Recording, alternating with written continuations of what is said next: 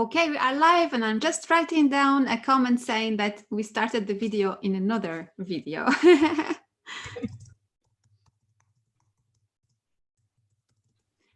Okay. Welcome, dear friends. I'm really happy to meet with you today and meet with Cilla Conway on my channel. It's not the first time that you come in this channel to talk about your new projects and also the projects that you just launched and talking about tarot and passion about tarot and all this. How are you doing? Apart from tech issues, I'm doing fine, thank you. Bloody computers. Yes, well, we got the small technical things. But tell me, we just received the Shimmering Veil Tarot, a new deck that you have just made. And it's an amazing deck. This is the second printing. Just for people who ordered it, there is this first printing and the second printing because it's getting really famous and really well known. And it's an amazing process. You made it in 1 year, this deck. No. I started in 2017, I think. So it took 2 years to paint and about 9 months to get through the printing process. It seemed to take forever, but actually, in the end, it was just the right time. But it's a deck that you took the less time. I mean, because the other ones took much longer time. Yeah, for example, the Intuitive Tarot, another deck that you have painted. 8 years. 8 years. But this one in the process was pretty much quicker. And yes, tell me more about the process of its creation. Just behind me, and you can't really see it. Let's just see if I can tilt. You can see a bit. This painting, I started when I was still in the UK, and I loved it. I just thought the figure was brilliant. And I was trying to finish it one day and said to a friend, I've got this being and she needs to hold something. What does she need to hold? And he said, well, you are interested in the multidimensional universe. Why not give her sort of schematic view of the 8-dimensional universe? So I said, brilliant. I gave it to her. She's holding in this ball. It's only schematic, but then, oh God, I can't even remember the process, but I decided that she'd be a great high priestess. And started work just to see what would happen. It was actually going to be for me. You know, this was something I wanted to do because I've never painted a deck like that. It's it's oils. It's very painterly. I wasn't going to include titles. And I just thought, nobody will be able to use it. I'll do it for myself. And that's what I did. So when everybody started saying, this is brilliant and we'll have it, I'm like, what? Yes, you presented it, I think it was the last year. I saw some paintings. You know, we talked about it and we saw some paintings and I was like, oh my God, I really need to have this deck because the beings in it that are speaking to me. And the particularity of this deck is that you have so many beings and they are different from each other's. How was your encounter with these beings? Can you tell us more about them? I just think the minors are just human beings. The majors, yeah, they're beings, but I mean, it's the way I paint. I'll do something, and if I like it, it'll go into the deck. If I don't like it, it'll get painted over. But did the faces or the it's really interesting to see the faces that appeared in the deck. Did they appear, you know, while you were doing it, or was it more of I'm painting and then I see a face? Let's say, for example, this Hierophant. Well, actually, that one you've just shown me, the Hierophant, was taken from a self-portrait of me. Oh, really? Me in a very bad mood. And I decided I didn't like it. So I threw paint at it and it morphed into that very strange half pharaoh, half red Indian being, but I changed the color. The original is downstairs and it's yellow. I shouldn't tell you these things, should I? Why shouldn't you? It's the natural process of art and creation, which is really interesting. And it's really interesting because in your cards, we feel that they are moving, which is the basic, they are moving. Are they? All right. Well, the Lovers is a really interesting example of this deck because I really struggled with it. I think I had about 5, 6 versions of it. And I hated them all. And finally, I did that big heart. And a friend of mine said, oh, God, no, you should put it on eBay and it'll sell. And I'm like, no, I don't want to put it on eBay and I don't want to sell it. But I could see the beings, the woman on the one side and the man on the other. And they are so different from your normal lovers. And I really like them. I like that sort of view of any painting. It has to have a bite. For me anyway. I would just say hi to the nice members who just joined us. Crystal Mama, she said, Moma, she said, I ordered the deck and she cannot wait to get her hands on it. And she's saying, Cilla, your decks are amazing. And Diane, hi, nice to meet you on the channel. She said she would like to get the Intuitive Tarot. It's next on her list. The High Priestess is also one of the cards that sold her into the deck. And they have the Divas of Creation also. And if you have any questions, please ask them. And I'm reading them and I will share them with Cilla.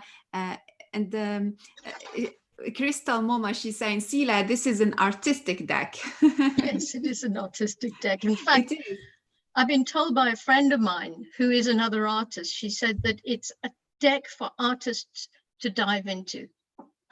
Okay, fine. Be my guest.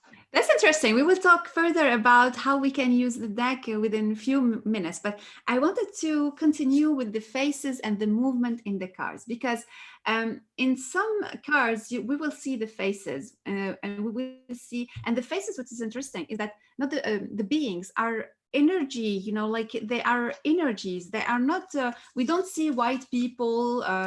They are kind of universal. I don't know how to say that. Do you have something to say about that? Because sometimes we even feel like their skin is removed in a way. Really? Oh my yes, God.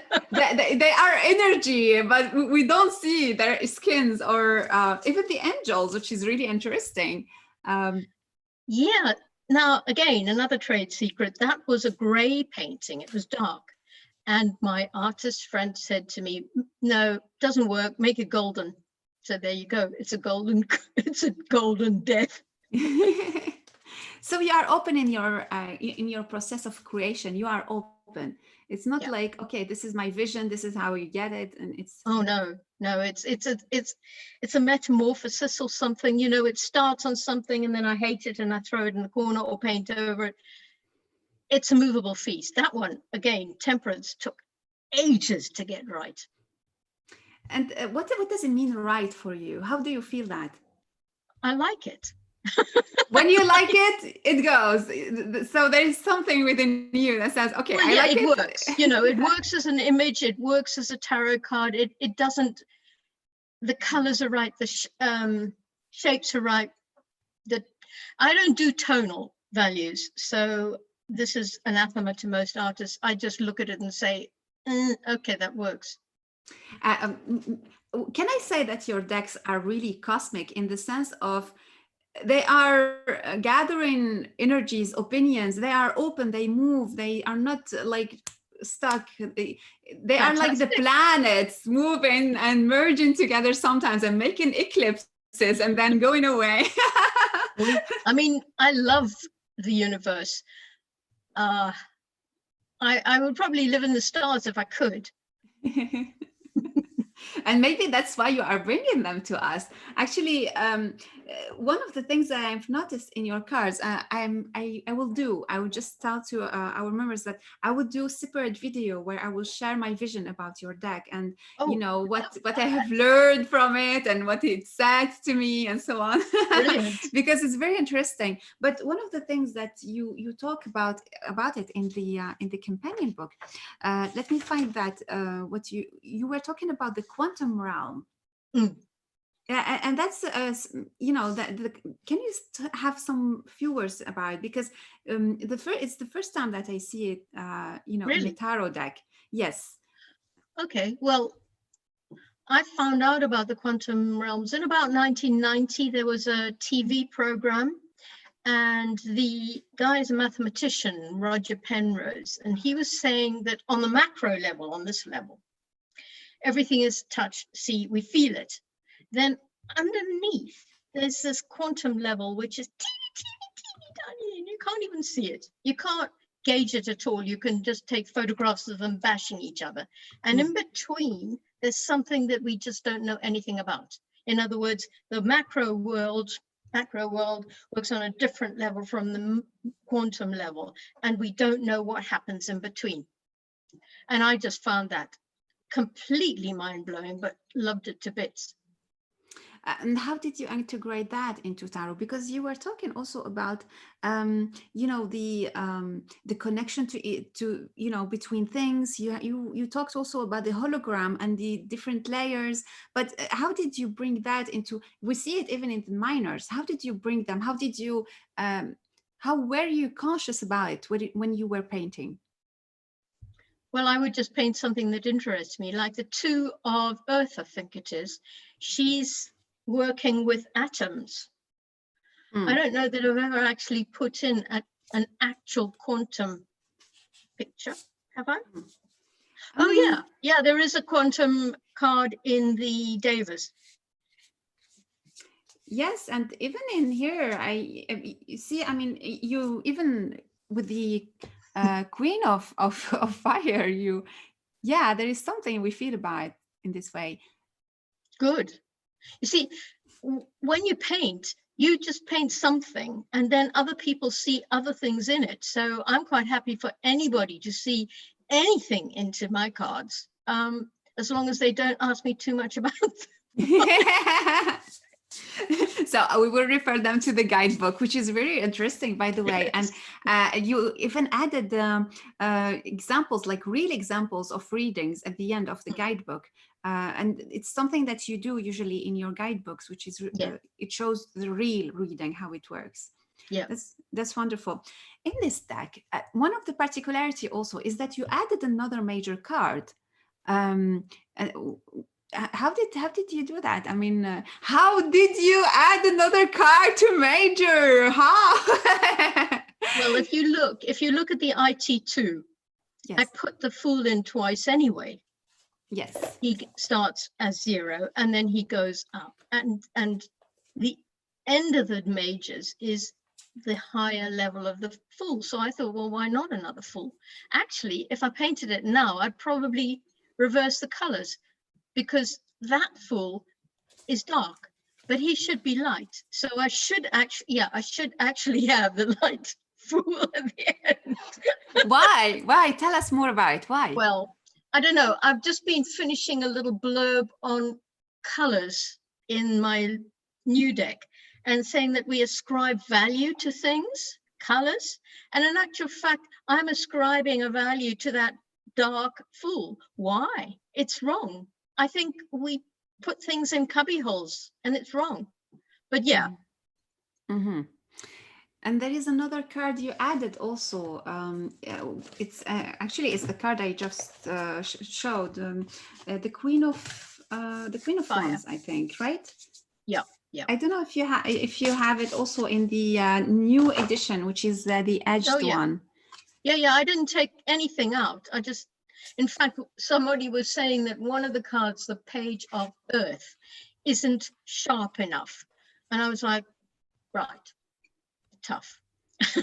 We will talk maybe about the quality of the cards later, but this is another card that you have decided also to duplicate in a way. Why, what was your motivation behind it?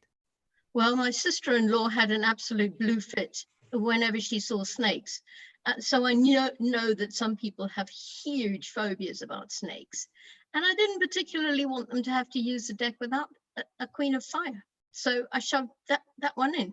But the second one doesn't have to be. In fact, I wouldn't suggest use both of them. Just use one.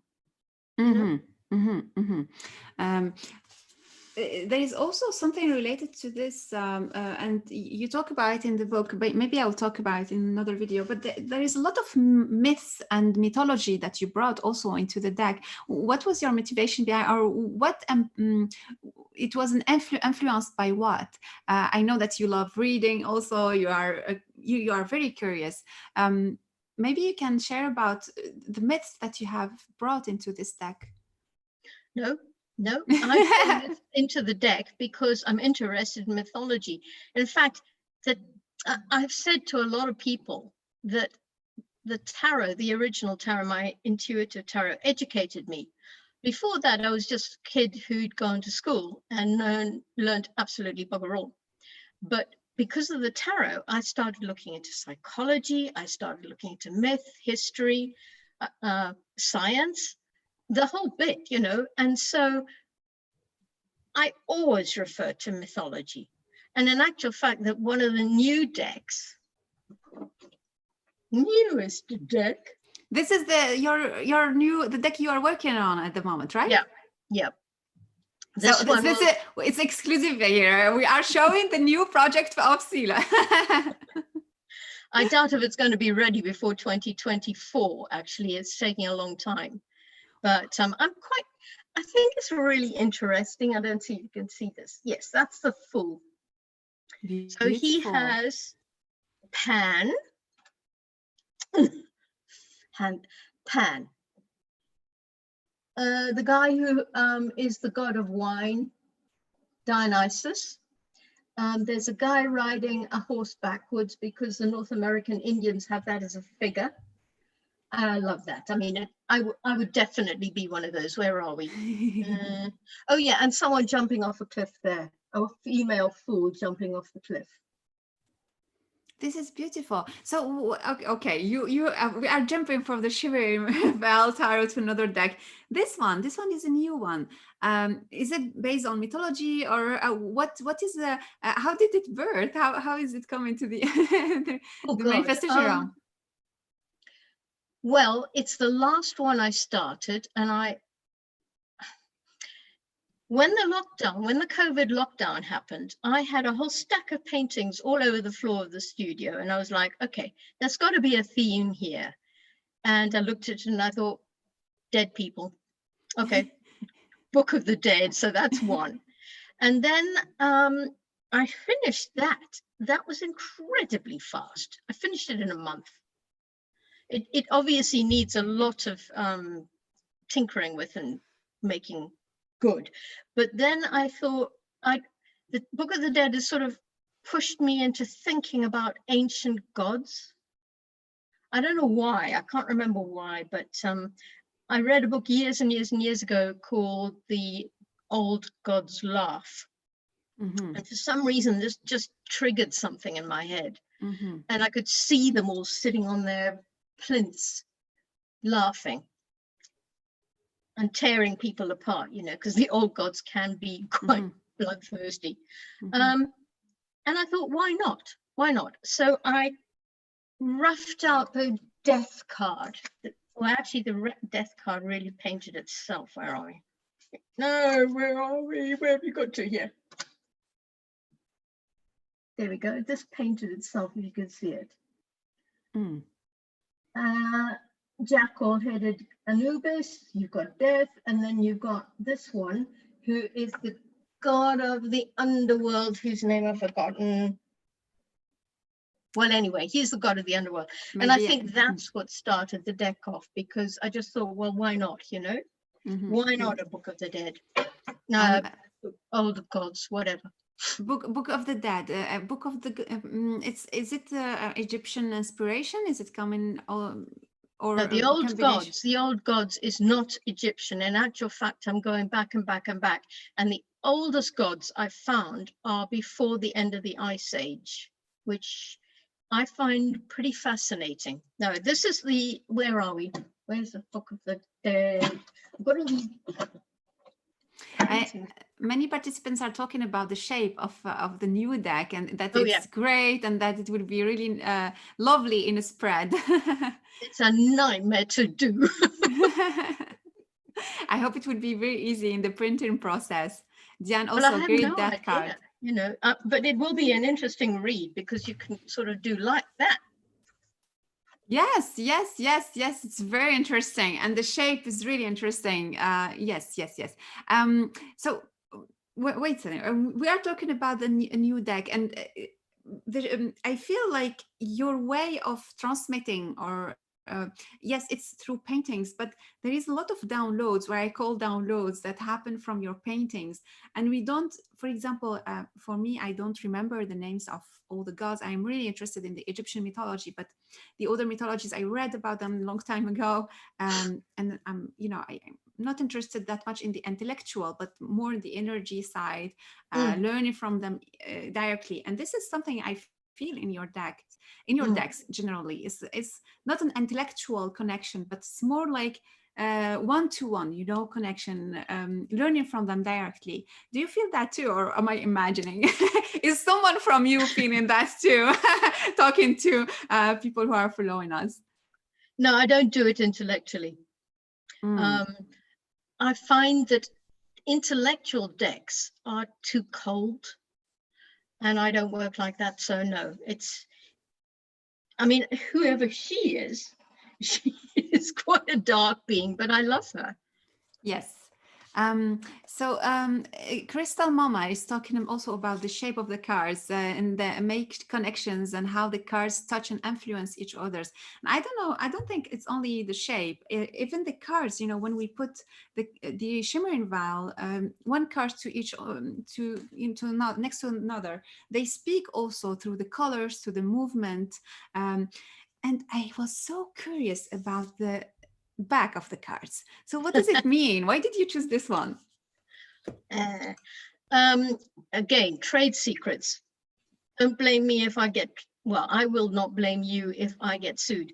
There's a video on the internet somewhere where he talks about 8 dimensions, and he's got schematic views of it.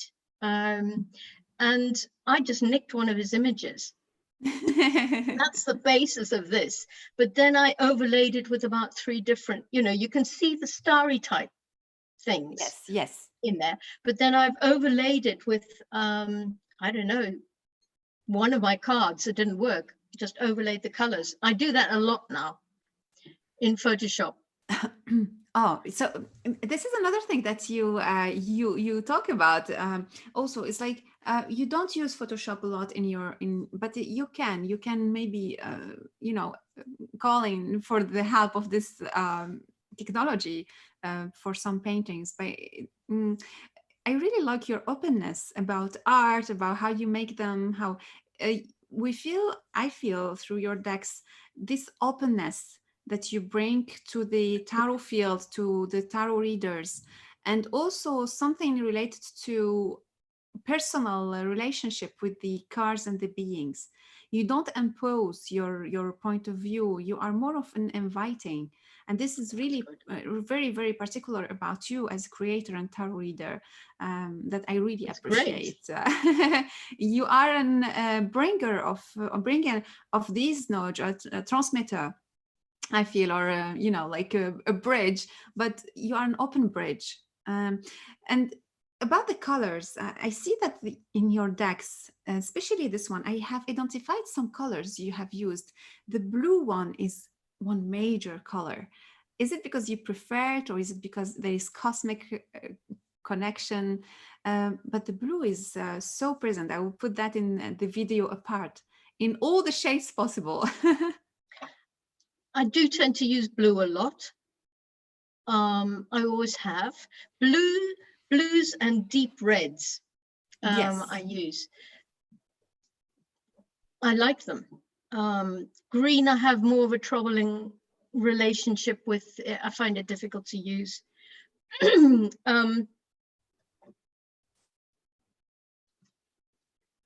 For example, this one actually is a card from the original Davers that never made it into the Daver deck.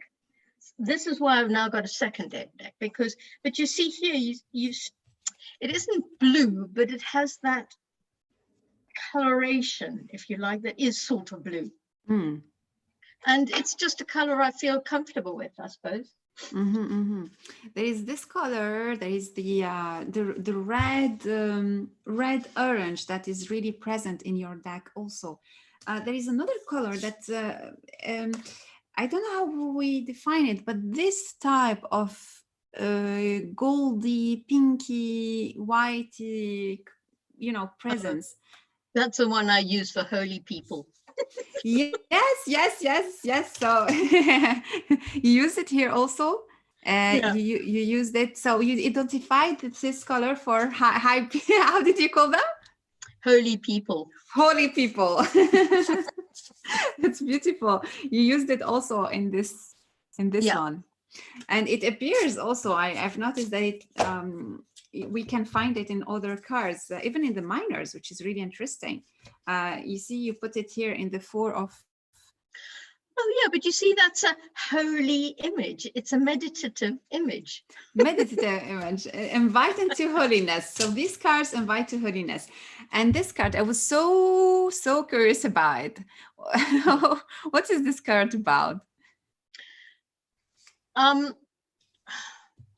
It's an old painting that was done years and years and years ago, and I thought it was a ghost warrior. So when I put it into this deck, it didn't work until it was almost leached from color. So it's a very, very monochrome color card. But it's a ghost.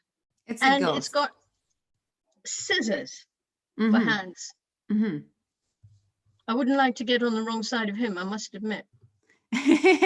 So this is really interesting to know, because if you work with the deck for some rituals or some magic work, it would be really interesting to know how to deal with these beings.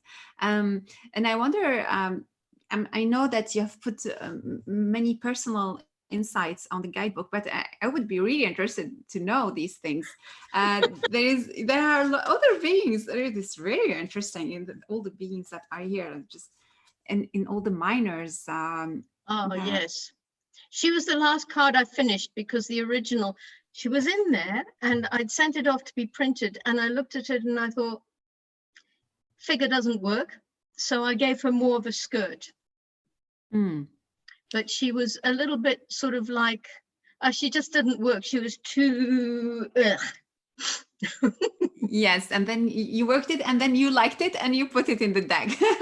Oh, she was already in the deck. She was already in the deck, but she was too, her body didn't work. Mm-hmm. There are other cards also. I wanted to ask you about them, because I feel there is something about them. And you were talking about the green. You can find it in the deck, not that much, but for example, these 2 cards. Yeah. You talked about, yes. Yeah.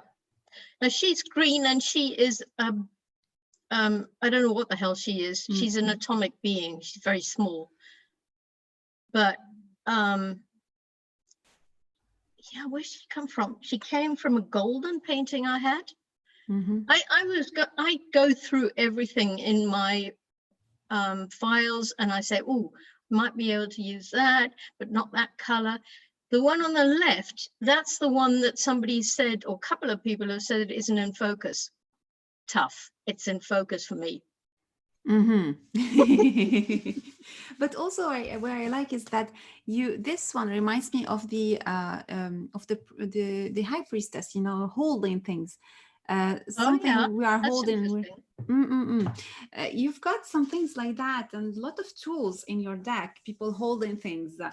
We talked about there is a lot of holding, a lot of tools. I don't know if you have noticed, but um, the hands What do you do with your hands otherwise? Come on. yes, the hands holding something. I invite you to check that in the deck, because it can be very interesting to inspire some rituals and Okay. yeah. Anyway, this is how we study the decks in study Brilliant. your tarot deck in 21 days, and or going to hold something. Yeah. One of the other questions I wanted to ask you is about, let me see, I wrote it down here. Oh, do you believe in UFOs? Do I think they are possible. I don't think I would believe in one unless it landed in my garden. So it's possible, but then anything is possible. Who knows? Okay, it's interesting. Now I have two more questions to ask you. The first edition, I mean, in the second edition, you have added the edges. Yeah. Was it something that people asked for, or was it like this is the only difference from, people might ask what is the difference between the first printing and the second printing, and it's only the edges. It's the edges, and it's the frame on the box and on the book. And I wanted that for the first edition. Mm-hmm. We did all the artwork. We spent months doing the bloody artwork. And I'd said all along that the finish on these cards had to be silk.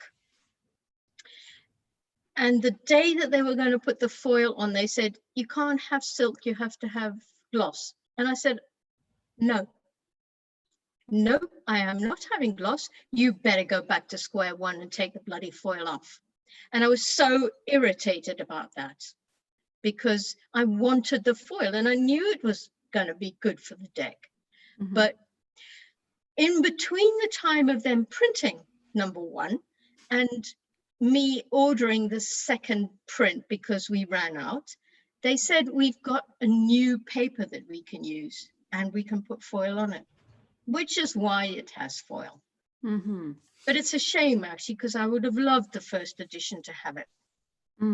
But it doesn't mean that we can't use the first edition. I used the first edition, it's lovely. And the second edition for me is more as a reference, and I'm keeping them in the same position. I don't know why. I do that too. Talking about using the decks, I have asked you this question before. How do you use them? And you told me that you use them with the Divas of Creation. I will put the link of our old video last year just below in the next few hours. So do you still use them the same way? Did you evolve with the using them? How? No, if I read for myself, I will almost certainly use the Devas.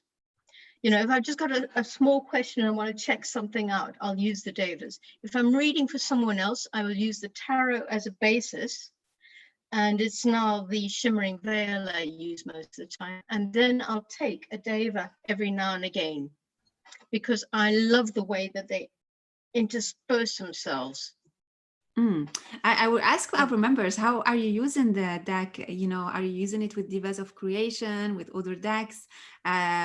We talk about the deck combos, combining two decks or more together. I've got my mixes, and I will show them in the video later, maybe today or tomorrow. But it's got very interesting vibe, and it collaborates not with every deck. He chooses, I would say, he because it's a spirit for me.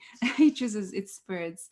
You are in the process of creating two new decks. We talked about the Book of the Dead, and there is another one. There are three, actually. Oh, goodness. Hallelujah. That will be good for our pocket, Cilla. Go on with it.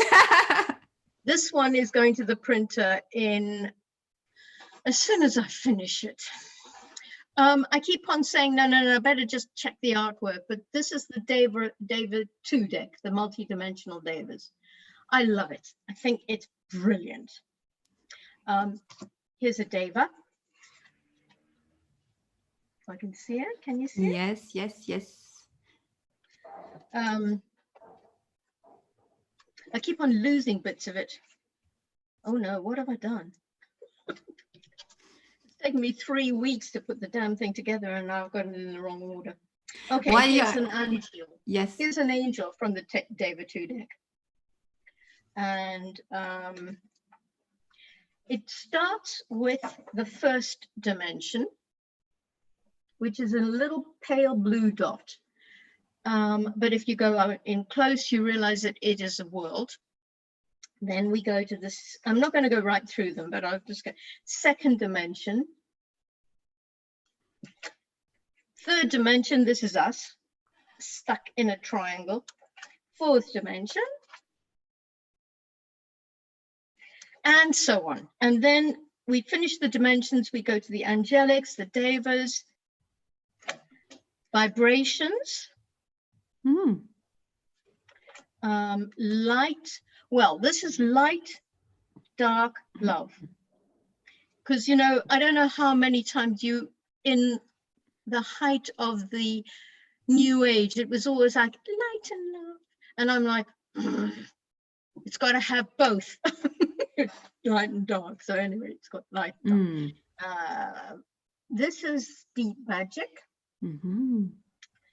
And it goes on and it goes on and goes on. We've got synchronicity. This is beautiful. Crystal Mama is saying she loves the colors and she's excited about the Divas of Creation number 2. Me too. When will you get it out? I'm hoping, I mean, I keep on saying I'm sending it off. It's now bloody September and I haven't sent it off yet. It'll be New Year. It'll be in the New Year. In the New Year. Yeah. Can you show us more pictures, or maybe the other deck? You have showed us the Book of the Dead also. Okay. That will go for next year also, or maybe more. That'll be later on next year. Let me just show you a couple of the ones at the end. This is one of my absolute favorites. This is, oh wow, you can't even see it. Oh, we can see the face. It's a little kid and it's dreaming the future. Beautiful. And then there's the possible human. And then there's Through the Veil. I did this deck when I was still quite optimistic about the future. I'm now not. But we need it at the moment. We really need that kind of vibration and that kind of teachings. So okay, you talked about 2 decks. So Divas of Creation 2, Book of the Dead, and Book of the Dead, and then this one. And this one is, so the Book of the Dead, where is it? We didn't see it. We didn't see any examples. No, you haven't seen many of them. And the cards are all different sizes. It begins with a dead person. Now, you can't really see that. There's the dead person. And what happens is, it's more of a story at the moment. I haven't actually tried reading from this deck. I'm going to do it now. I have a full deck. But here's this dead person, and dead relatives, dead lovers, whatever, come through, and this person usually goes up the tunnel. You know, you hear about the tunnel. Hear them going up the tunnel. Can you see it? And here's the tunnel. Then they're met by a light being.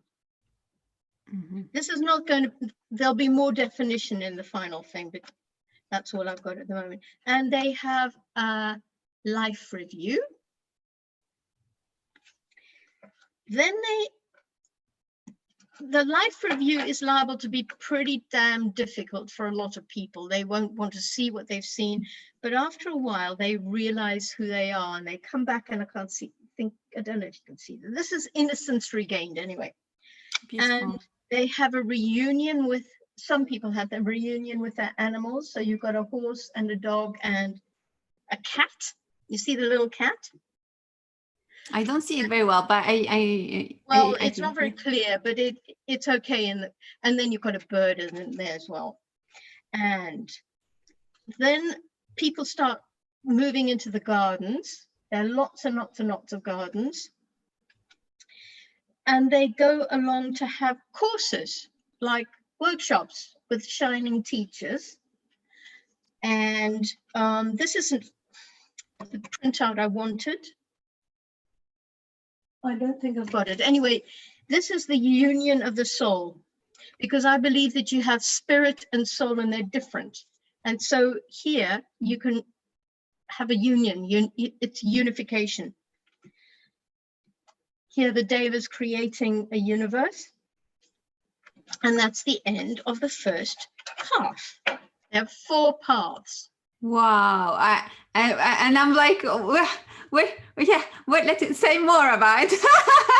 I want to see. You started the story. You need to finish it. Okay. Well, I'll go through as quick as I can. The second part. This is where most of us are. When we die, we're like, who am I? What am I? What the hell am I doing? And this is confusion. And then gradually we realize we stand in front of this beautiful valley and we like, oh my God, anything is possible here. Valley of Dawn. And we go flying. And then we watch the bees. We go very small and we watch the bees collecting honey because they have to have bees in there. And then we go further up and further in. This is a mountainous landscape with a golden lake. We find our soul family and we start feeling really grateful that we are here and we know who we are finally. And then we come to the shining sea and we could go sailing. So that's the second path. We're now, most of us are fairly okay about where we are, but there are going to be a whole stack of people who aren't. And this is the third path. And that's fear. And they don't go up. Or if they do, they don't stay up. They're lost souls. Okay. This was what started the deck. This painting, because I looked at it and I thought those are ghosts, you know. This is an interesting card and I haven't quite worked out what it means. Dark mirror. You look through and you're not quite sure who or what you are. And the next one isn't going to be in the deck at all, but I'll show it to you. This is a shaman type person who, you know, psychopomp. Yeah, this is a psychopomp, only it'll be a deep red, more like an Egyptian psychopomp. Let's just see if my camera is working. Yeah, but I don't think I can show you. No, I won't even try. All right. So then they finally start releasing themselves and there's a sort of person going up through. And I rather like that. It's an interesting image. And then they can go to the green paths, more gardens, and then they finally get free. Okay, so that's the third path. You know the people who go to seances? I think it's the third path. They hang about Earth because they don't know where they are and they don't want to go anywhere. They'll be the spirits who people can contact in seances. Okay, fourth path. This is a really difficult path. This is called the obdurate spirit. Yeah, obdurate spirit. He's angry, he's a murderer, he's a drug addict, he sells drugs, he's a horrible person. So he goes down. And this is him going down. Then he's picked up by Sharon, the guy who comes along and picks people up in death. You know, he rows a boat. It's not finished. This printout isn't finished. And they go into the Valley of the Shadow and they meet up with a demon and they end up in a river of boiling oil and blood. You can tell I wasn't happy when the painting. But they do get a second chance. Look, here's them talking to a mate or one of the psychopomps, and they start recovering. And okay, so now they're all in this afterlife space. I started calling it the Summerlands, and I haven't actually decided whether that'll stay. But now everyone has got a choice. They have to make a choice. And one of the choices is, do they stay or do they go? Okay, this is a card called Sundering, and this will be the farewells for people who decide that they want to get reincarnated. And here they are as a new soul. But the others go on and they break through into a different layer, whatever. And here there's soul flames. And they move on into the higher astral. And I don't even know what I've called. Oh, group soul. This is a group soul. They meet up with, what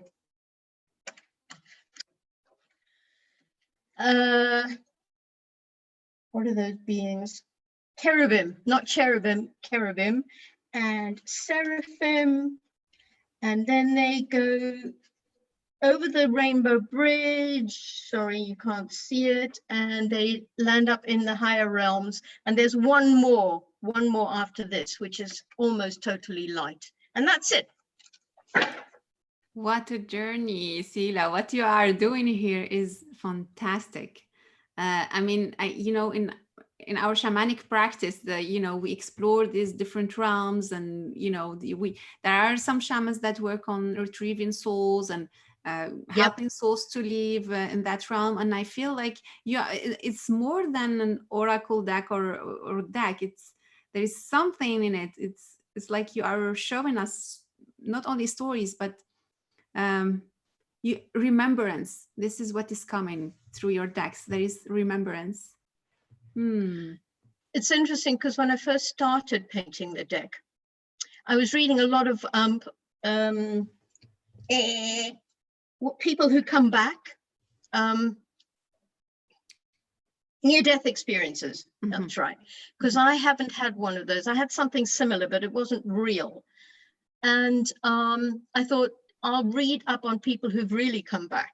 Mm-hmm. So I began by that, but I also would say, okay, what do I feel? Because when my dad died, I was sure that he was trying to sort my life out for me for quite a long time. And then he disappeared. And I was like, okay, thanks, Dad. You've done what you can. You're now moving on to a different level, you know? Mm-hmm. There is a Crystal Mom, I say now her deck list for the next year is all Cilla Conway's decks, and I think it's I mean, for me, of course it will be on my deck list, because you are sharing with us here something very special that we don't see in all the decks. There is some profundity and maturity in the decks you are showing us that go beyond our earthly matters. And that brings me to one of our last questions for today, is that what would be your decks good for, the type of use? How can we use them? God, I don't know. Answers, but from your perspective, of you, Cilla, and where she is now. Well, I'm trying to make the Book of the Dead an oracle so people can refer to it, but I know people will need it more from the point of view of where the hell do we go? I remember saying to some guy a few years ago, he was waffling on about, and I said, when I die, I actually just want to be spray on the waves. And he was like, people don't think like that. But I think in this COVID era, we need to have some hope of something, Our governments are going to shit. I have never seen such a load of terrible governing people in my life. But we've been lucky, we've been lucky for about 60 years. Since the Second World War, we've had some very reasonable governments. Now they're reverting to type. But we need hope. Mm-hmm. So the Book of the Dead, I hope, will give people hope. The second David deck, that can be used like the first David deck as an oracle, and I'm hoping it will give some very profound insights. Mm-hmm.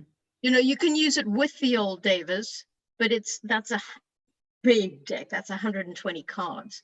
Or you can use it on its own, and it works fine on its own. This one, I have no idea. This one is going to be a tarot, but I don't know how I'm going to read it myself.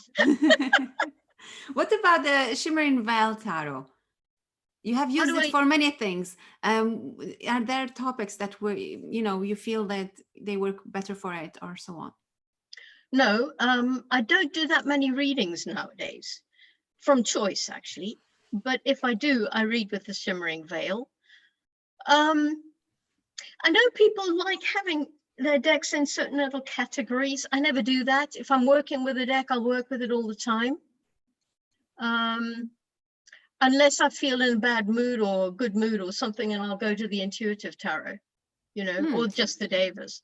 But I don't identify what they're good for. Haven't a clue. Sorry. That's okay. That's wonderful. This is how you do it, and that's perfect. So I will just see if there are any questions. This is the moment to ask them before we close up our meeting today. Annette is saying that the deck you just showed looks really amazing. Diane is saying thank you for your beautiful art. Crystal is saying that they have awakened us for sure. I don't know if you're talking about the decks or the actual situation. So if you have any questions, this is the moment to ask Cilla. We will put a link to order the Shimmering Veil Tarot just below the video in the next hours. But how can we know about your future decks? Is there a waiting list or maybe a Facebook group where we can get news? Yeah, I think the one I'm using for new news is the Intuitive Tarot, which you have to join. But one of these days, I will actually finish my Cilla Conway website, and then the news will be on there. But it's been, quite a long time, and because the decks are so absorbing, I don't do the website. That's wonderful. Your work express anyway. For sure, I will talk about your new decks in this channel. Subscribe to our mailing list in Core Magic. For sure, I will share this also because I find your decks very beautiful. So we didn't get any question for now. So I think we will close up our video for today. I will meet you again, Cilla, when your new decks will come up, or maybe if you want to talk about another topic. I will do a special video of the Shimmering Veil Tarot and all the secrets that have been revealed to me through it. And actually, I used the challenge that is in the new book we have just published. And you have corrected my book. Thank you so much. Thank you for your work. Thank you for Sylvia also, who corrected this book. It's based on challenges. For busy souls, those who don't have time among you and you want to play with your cards and get to know them, this book challenge is for you. And we have just published a journal that goes with it if you want to write down your prompts and your answers. And I will present it in another video. So thank you very much, Cilla, and wishing you a very nice weekend. Wishing you a very, very nice weekend to you all. And we'll see you soon. Bye-bye. Okay, bye.